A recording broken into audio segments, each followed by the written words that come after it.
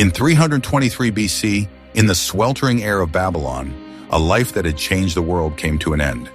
Alexander the Great, having conquered the Persian Empire and reached India, died before the age of 33. His passing halted not just a conqueror, it halted the project of a global Hellenistic empire that was only just beginning to take shape.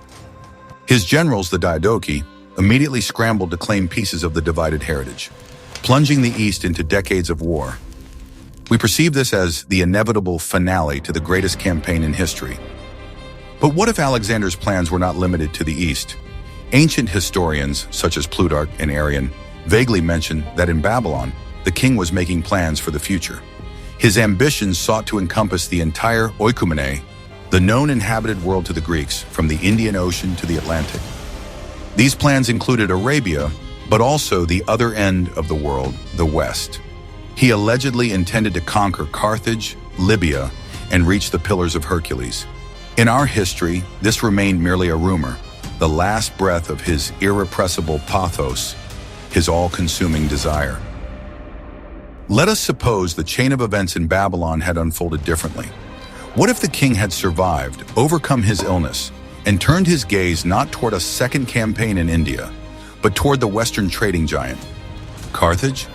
The enemy was no less worthy than Persia, different, cunning, wealthy, and powerful at sea. This is a scenario in which the Macedonian phalanx meets not Indian elephants, but the Carthaginian fleet. It is a story of how Hellenization could have taken a completely different path and forever changed the fate not only of the Mediterranean, but also of the powers that were just beginning to rise in Italy. Watch this video to the end, and you will find out how history could have changed.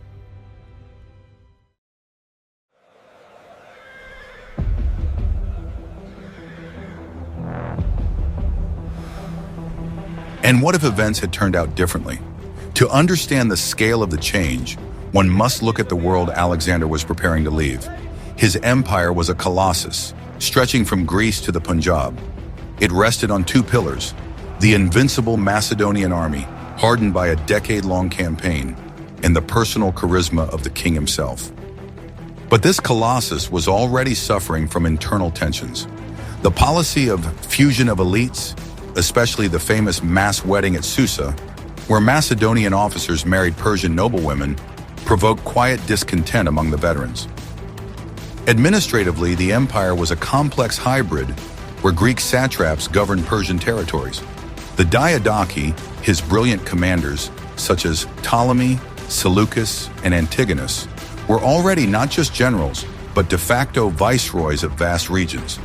They were loyal to Alexander, but not to each other. The army was tired and wanted its rewards. The king's death immediately unleashed their ambitions, tearing the empire apart. The East was divided, but the West remained outside this great game. It lived by its own laws. The center of this West was Carthage. At the end of the 4th century BC, it was the master of the Western Mediterranean. It was an oligarchic republic, governed by a council of elders and 2 elected suffets. Unlike Persia, Carthage was not a continental empire. It was a thalassocracy, a maritime power. Its strength lay not in its land army, which consisted almost entirely of mercenaries, Iberians, Celts, Libyans, but in its colossal military and merchant fleet, which controlled hundreds of ships. Carthage jealously guarded its monopoly. It controlled the trade in silver and copper from Spain, Iberia, the vital tin that was likely brought from Britain through Gaul, and, of course, grain from Sicily and North Africa. Alongside this giant, other powers existed. In Sicily, the Greek city-state of Syracuse was waging a nearly continuous 100-year war with Carthage for control of the island. And on the Apennine Peninsula, a modest but persistent republic was gaining strength: Rome. In 323 BC, Rome was merely one of the regional Italic powers, having just concluded the grueling Samnite Wars. It was not yet a naval power and looked upon Carthage with apprehension, but it was not yet considered its main enemy. The Romans were focused on unifying Italy and were completely unprepared for a clash with a force on the scale of Alexander. This was the balance of power: an unstable Hellenistic East and a self-contained Phoenician West. Alexander's fate in Babylon was the point that preserved this fragile balance for another 100 years. Subscribe so you don't miss other alternative versions of history.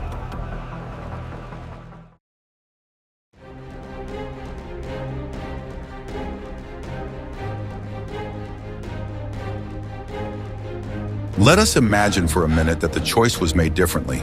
In 323 BC, Alexander the Great, while in Babylon, falls gravely ill. In our history, this illness, aggravated by the consequences of his wounds and feasting, proved fatal.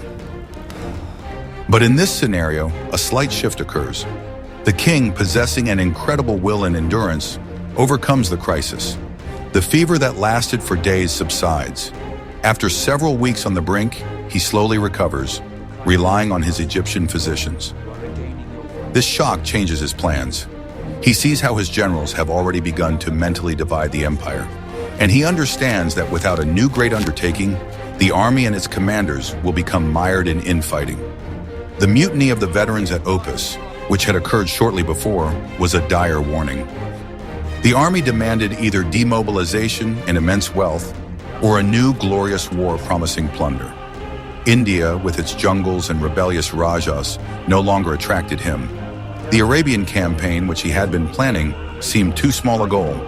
His gaze, following his teacher Aristotle, turns to the ocean that encircles the world. He decides to complete what the Persians had failed to do: unite the entire Mediterranean. His ancient enemies, the Phoenicians, had been conquered in the east at the siege of Tyre, but their powerful daughter Carthage remained untouched. Carthage was legendarily wealthy, controlled the western trade routes, and was the natural obstacle on the path to the Pillars of Hercules, the mythical limit of the world. Alexander announces a new campaign to the west. This decision has the effect of an exploding bomb. The Diadochi, already preparing for the division, are forced to rally around the king once more. Ptolemy, the satrap of Egypt, receives orders to prepare the fleet in Alexandria and ensure grain supplies. Antigonus in Asia Minor and Seleucus in Babylon must secure the rear and send reinforcements. The fleet that was already being built in Babylon for the Arabian campaign is redirected to the Mediterranean. This is not just a whim. The campaign against Carthage solves several problems at once. It gives the veteran army a new war, preventing mutiny and disintegration. It unites the Phoenicians loyal to Alexander from Tyre and Sidon, who see Carthage as their main trading competitor, with the Greeks. And finally, it directs the king's energy toward creating a truly world empire, washed not only by the Indian Ocean, but also by the Atlantic. Preparations begin immediately.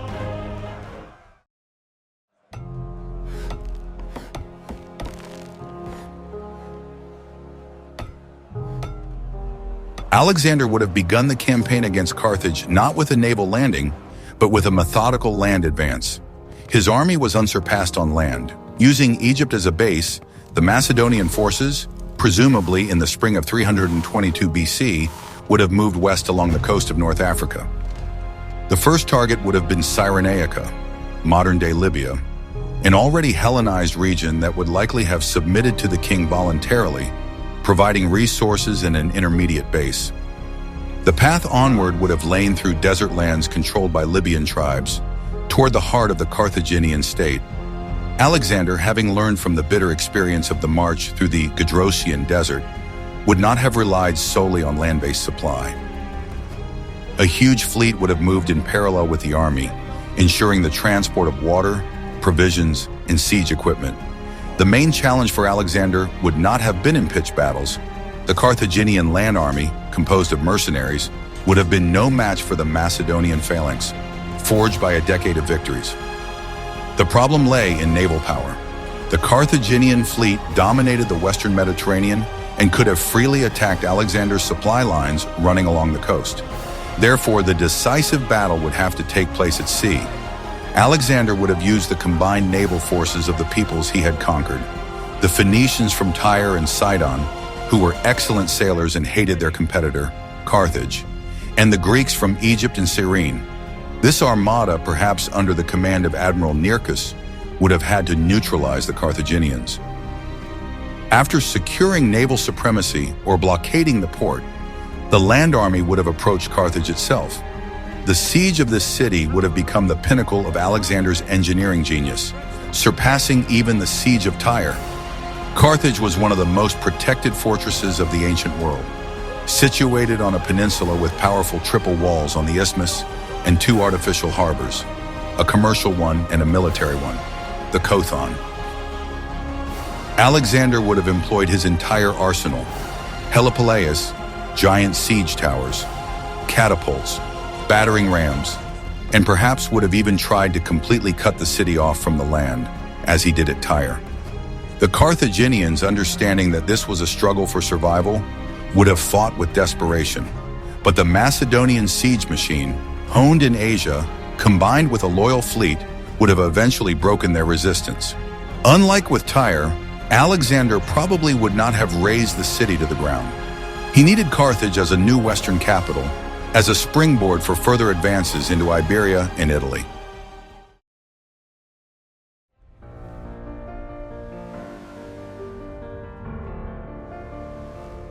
What consequences would one small shift in the king's fate have caused? The fall of Carthage, occurring, let's say, around 320, 318 BC, would have completely redrawn the map of the Western Mediterranean. In our history, Carthage and Rome were two rising predators whose clash in the Punic Wars, 264-146 BC, determined the fate of Europe. By winning, Rome inherited Carthage's maritime empire and became the sole master of the West. In this alternate reality, the Punic Wars would never happen. The Roman Republic, at that moment barely controlling central Italy, would have watched in horror as Alexander's gigantic war machine absorbed its main trading partner and geopolitical rival. Panic would have reigned in the Senate. The Romans were brave soldiers, but their legions had not yet achieved the flexibility and power they would later acquire. They were adapted for wars in the mountains of Italy against the Samnites, not for a field battle against the Macedonian phalanx and the heavy cavalry of the companions. Alexander would not have stopped at Carthage.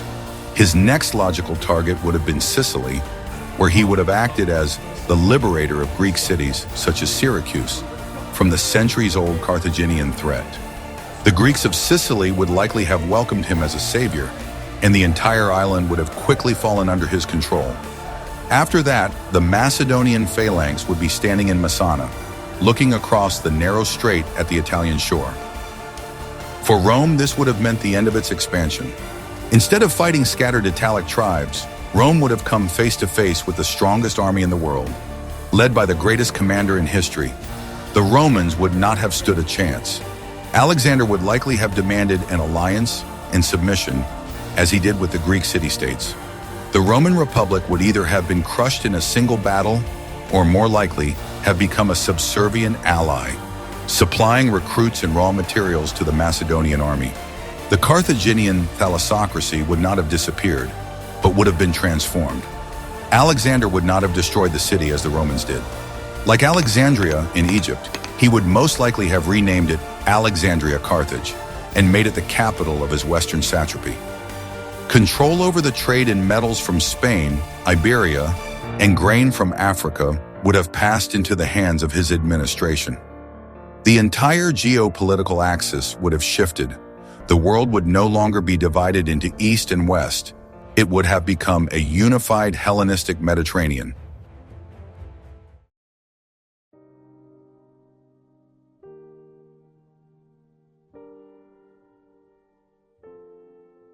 If we change the initial premise, what follows?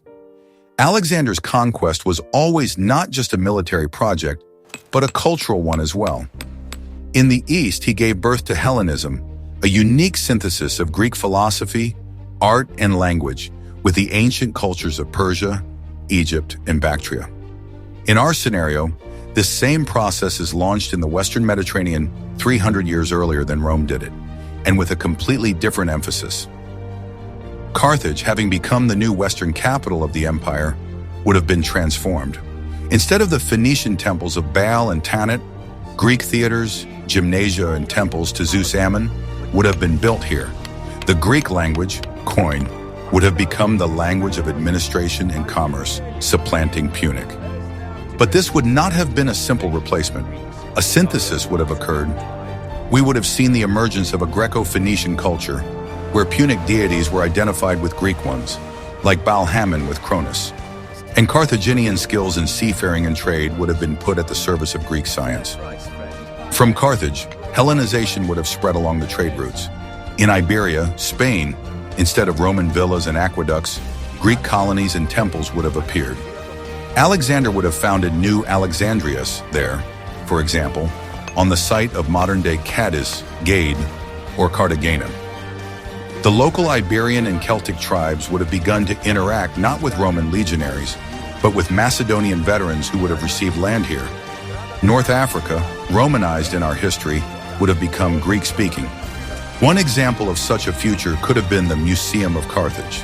Like its sister, the Library of Alexandria, the new Greek Carthage could have become a center of science, studying not only Aristotle but also the Western lands. It might have been Greek navigators from Carthage, using Punic experience, who would have been the first to systematically explore the coast of Africa or the British Isles in search of tin. The Carthaginian explorer Himilco had already sailed north and Hanno south. Now these expeditions would have received state status and a scientific basis. In cultural terms, this would have meant the dominance of Greek thought. Whereas Rome brought law and engineering to Europe, the Greeks would have brought philosophy, theater, and science. The Gallic tribes, whom Rome gradually civilized, would have encountered Hellenistic influence in this world. Perhaps we would have seen not Latinized Gauls, but Hellenized Celts, which would have fundamentally changed the face of a future France and Spain.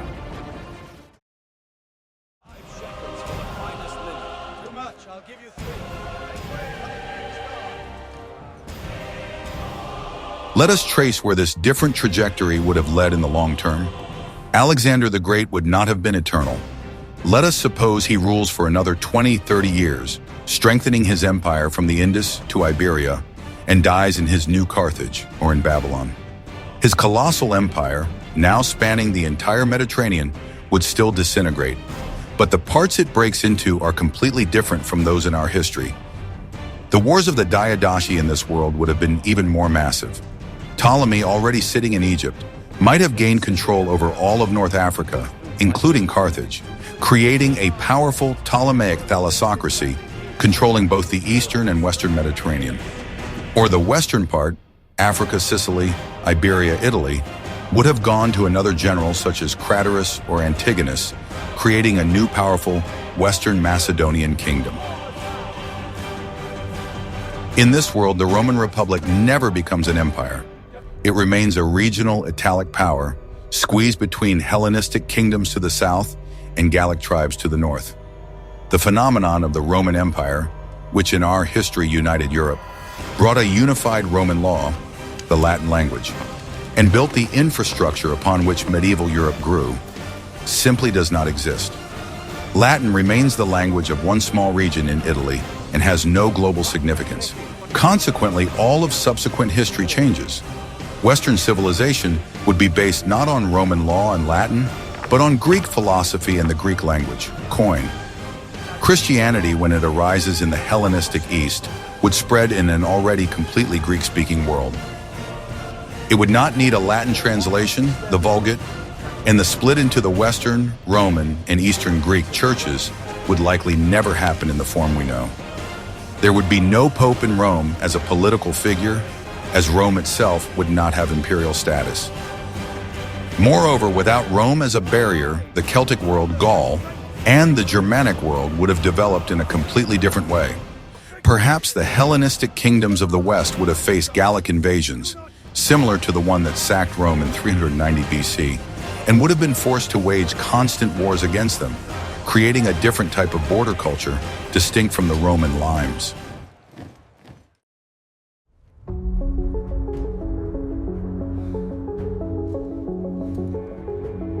Let us compare the known outcome with the possible alternative. In our history, the Punic Wars were a titanic struggle between two different civilizations, Rome and Carthage. Rome's victory led to the destruction of Carthage and the subsequent Romanization of the West. We live in a world that is the direct heir of Rome. Our languages, our legal systems, our alphabets, all bear the imprint of Latin civilization. Rome gave Europe the idea of a unified empire, a single law, corpus juris civilis, and a unified administrative system. In the alternative timeline we have considered, everything is different. The turning point was the survival of one man in Babylon in 323 BC. Alexander's decision to turn west, rather than die, prevented the Punic Wars. But it also canceled Rome. Instead of a struggle between two equal rivals, we saw the absorption of the West by an already existing superpower, Alexander's Hellenistic Empire. The final picture, instead of Pax Romana, Roman peace, we get Pax Macedonica, Macedonian peace. Instead of Romanization, Hellenization occurs. The Western Mediterranean speaks Greek, not Latin. The Romance languages, French, Spanish, Italian, Portuguese, never emerge. Instead, we would likely have various dialects of Koine Greek from Iberia to Syria. The cultural center is not Rome, but Alexandria and Carthage. The heritage of Europe is built not on Virgil, Cicero, and Seneca, but exclusively on Homer, Plato, and Aristotle, without Roman mediation. This fundamental change shows how the fate of an entire civilization could depend not on inevitable economic processes, but on the life of one man and the direction of his final campaign. One surviving king in Babylon, and the entire foundation of the Western world, which we take for granted, would have been completely different.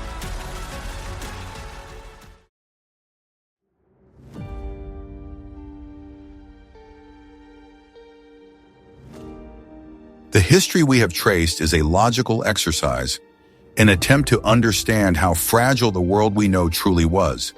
The survival of Alexander the Great in 323 BC and his hypothetical campaign against Carthage is not just a shifting of the date of conquest. It is a complete change of the cultural code of Western civilization. Instead of the practical, legally defined, and disciplined Roman heritage, we would have received a world founded on Greek philosophy, science, and art, but perhaps more politically fragmented. The absence of the Roman Empire as we knew it means the absence of Latin as the foundation of Europe. It means the absence of Roman law as the basis of European jurisprudence. It means a completely different trajectory for the development of Christianity, deprived of its Roman center. The fate of Carthage in our history was decided in its clash with Rome. But in this scenario, both of them proved to be mere obstacles in the path of a single, all-consuming Hellenistic wave. This scenario shows that history is not a straight path. It is determined by decisions, resources, and, at times, the health of a single individual who stood at the crossroads of an era. Subscribe so you don't miss new versions of history.